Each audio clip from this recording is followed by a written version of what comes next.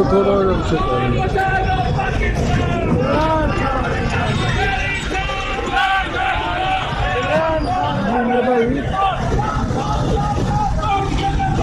भाई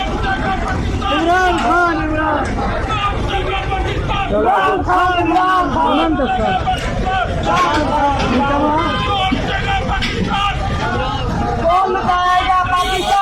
भाई थोड़ा जिहा पीछे हो गया हेलो पाकिस्तान नवाज शरीफ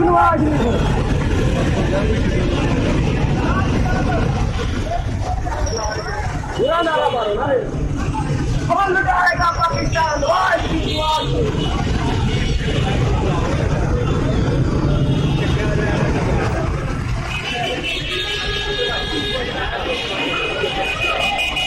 चुप किया जाएगा